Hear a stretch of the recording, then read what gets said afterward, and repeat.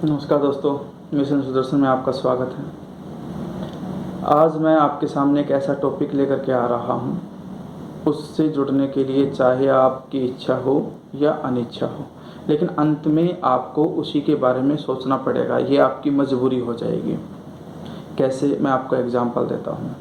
जब मैं 12th class में था तो मेरी संस्कृत की बुक के अंदर एक चैप्टर था, वैतिश जति पदार्थानाम कोपि हेतु, यानी कि हर प्रकार के कार्य के पीछे कोई ना कोई कारण होता है। आपने फिजिक्स के अंदर पढ़ा कि भाई ऐसे न्यूटन बैठा हुआ था, ऊपर से फल गिरता है और वो कहता है कि ग्रेविटेशनल फोर्स थी। ये विज्ञान का विषय हुआ। लेकिन हम देखते हैं कि विज्ञान कितनी भी प्रगति क्यों ना कर रहा हो, लेकिन उसकी जो रेंज है वो सीमित है, अभी तक सीमित रेंज है। लेकिन दूसरी तरफ हम देखते हैं कि जो आध्यात्मिक विज्ञान है उसकी जो रेंज है वो असीमित है। ऐसा इसलिए क्योंकि वो अनंत के बारे में सोचता है और अनंत के बारे में ही अपने कार्यों को निरंतर जारी रखता है।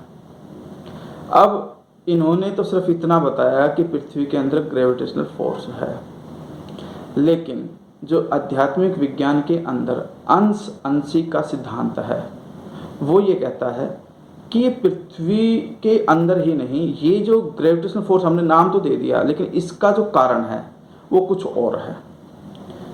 और कि भाई ये पृथ्वी के अंदर ही गुरुत्वाकर्षण बल क्यों है, उसने कुछ एग्जाम्पल दिए और वो जो एग्जाम्पल दे करके जो कुछ समझाया उसने, उसके बाद इस सिद्धांत का नाम दिया अंश अंशी का सिद्धांत। जैसे आपके पास मान लो एक रोटी है, उसका एक टुकड़ा आपने तोड़ा तो वो जो टुकड़ा है वो अंश कहलाएगा, जो रोटी है वो अंशी कहलाएगी। यानी कि एक स्रोत है, दूसरा उसका हिस्सा है। जो हिस्सा बना वो अंश कहलाया, जिससे वो टूट करके अलग हुआ वो अंशी कहलाया। तो इन्होंने कुछ एग्जाम्पल दिए। सबसे पहला एग्जाम्पल हम लेते हैं पृथ्वी का। पृथ्वी के ऊपर से अगर आप कोई भी चीज़ आप उठाते हो, उठाने के बाद जितना भी आपके पास बल है, यानी कि जो भी आपकी फोर्स है, उस फोर्स के साथ आप उसको ऊपर की तरफ फेंकते हो, उसे आना होता है नीचे ही। विज्ञान कहता है ये हो रहा है ग्रेविटेशनल फोर्स के कारण, लेकिन आध्यात्मिक विज्ञान ये कहता है ऐसा इसलिए है क्योंकि वो पृथ्वी का अंश है, और जो भी पृथ्वी का अंश होगा उसे अंत में पृथ्वी में आकर के ही मिलना होगा। यहाँ तक कि अगर हम इंसान के बनने की प्रक्रिया देखें, वो एक बहुत छोटे से बहुत बड़ा इंसान बनता है, लेकिन उस शरीर के अंदर जो भी तत्व उसके अंदर मिले होते हैं वो कहाँ से लेता है, वो खाना कहाँ से आता है, पृथ्वी से आता है। चाहे वो आप मांसाहारी हो चाहे शाकाहारी, आप हर प्रकार के प्रोसेस को जब बैकवर्ड फॉर्म में देखोगे तो आप पाओगे कि हर प्रकार का भोजन हमें पृथ्वी से ही मिलता है,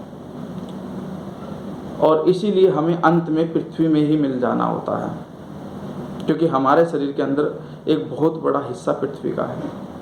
दूसरी चीज़, हम बात करते हैं जल की। जब जल की बात आती है तो हर प्रकार का जल ऊपर से नीचे की ओर जाता है, ऊपर से नीचे की ओर बहता है। अगर वो वाष्प बन करके भी अगर वायुमंडल में जाता है तो भी एक प्रोसेस के बाद उसे बूंद बनना होता है, और बूंद बन करके जब वो बरसता है तो उसे ज़मीन पे आना होता है, और ज़मीन में आने के बाद भी उसे जैसे तैसे करके समुद्र की तरफ जाना होता है, क्योंकि समुद्र ही उसका अंश ही है, क्योंकि वो समुद्र का अंश है। और समुद्र मेन स्रोत होने की वजह से हर प्रकार का जल समुद्र में ही जाएगा, चाहे वो घर के अंदर का जल हो, नदी का हो, नाले का हो, उसे अंत में समुद्र की तरफ जाना होता है। आप कभी ध्यान से गौर करना कि ये हर प्रकार का जल जाता कहाँ है। इसके बाद हमारे पास तीसरा जो एग्जाम्पल है वो है अग्नि का। अब अग्नि जो है, हम जब उसे जलाते हैं, देखिए अग्नि कभी भी नीचे की तरफ नहीं जाती। अगर आप घर में माचिस की तीली भी जलाओगे तो वो एक बार तो नीचे की तरफ जाएगी, लेकिन उसके बाद वो फिर ऊपर उठनी स्टार्ट हो जाएगी। तो यहाँ पृथ्वी की ग्रेविटेशनल फोर्स उस पर काम नहीं करती, वो ऊपर की तरफ क्यों जाता है, क्योंकि वहाँ पे फिर सूर्य की ग्रेविटेशनल फोर्स काम करती है। ऐसा इसलिए क्योंकि यहाँ पर जो अग्नि है, हर प्रकार की अग्नि अंश कहलाएगी, और उसका जो अंशी है यानी कि मेन स्रोत है वो सूर्य कहलाएगा। वैज्ञानिक भी इस बात को कहते हैं कि पृथ्वी पे जो जीवन है उसका जो मेन कारण है वो सूर्य है। सूर्य ना हो तो पृथ्वी इतनी ठंडी हो जाएगी, इतनी ठंडी कि यहाँ पर जीवन भी नष्ट हो जाएगा। तो हर प्रकार का ताप, हर प्रकार की ऊर्जा और हर प्रकार की अग्नि को कहाँ जाना होता है? सूर्य के अंदर, क्योंकि सूर्य ही उसका मेन स्रोत है। इसके बाद हम आते हैं अब जीव जंतु प्राणियों पर। हर प्रकार का प्राणी ईश्वर का ही अंश होने के कारण उसे अंत में ईश्वर में ही विलीन होना होता है। चाहे आप आस्तिक हो चाहे नास्तिक हो, आप इस सिद्धांत को माने या ना माने, लेकिन अंत समय में आप पाओगे कि आपको जहाँ जाना था वहाँ ही जाना पड़ेगा। ऐसा इसलिए क्योंकि हर कोई ईश्वर का ही अंश है। बस फ़र्क इतना है, जो लोग श्रद्धावान हुए, भक्तिवान हुए और जिनकी ईश्वर में श्रद्धा हुई, वो अपने लक्ष्य को थोड़ा सा जल्दी पा लेते हैं, जबकि जो इस तरह से नहीं सोचते हैं और ईश्वर को नकारते हैं वो बार बार जन्म और मृत्यु के शिकार होते रहते हैं और इसी तरह से फिर वो एक सर्कल सा बनाए रखते हैं। और आपको पता है कि जो सर्कल होता है वो कहीं पर भी नहीं जाता है, वो बस गोल गोल घूमता रहता है। तो इस तरह के जो लोग जिनकी ईश्वर में श्रद्धा नहीं है वो ऐसे ही गोल गोल घूमेंगे, दुनिया भर के तर्क देंगे और तर्क देते देते एक दिन वो थक जाते हैं, क्योंकि उनके पास फिर कुछ और कहने लायक बचता नहीं है। लास्ट में फिर वो पाते हैं कि हमने पूरा जीवन बेकार के लॉजिक्स में हमने नष्ट कर दिया। हकीकत कुछ और थी, लेकिन हम किसी और को ही हकीकत समझ करके उसी के बारे में सोचते रहे। तो यहाँ पर जो सिद्धांत है वो ये है कि हर कोई ईश्वर का अंश होने की वजह से ईश्वर की तरफ ही अट्रैक्ट होगा, चाहे वो आस्तिक हो या नास्तिक हो। उनका जो विषय होगा वो होगा ईश्वर ही। आस्तिक है तो वो श्रद्धा के साथ ईश्वर को मानेगा, नास्तिक है तो वो दिल में कुछ सवालों के साथ ईश्वर को या तो एक्सेप्ट करेगा या उसको रिजेक्ट करेगा, लेकिन उसका केंद्र बिंदु ईश्वर ही रहेगा।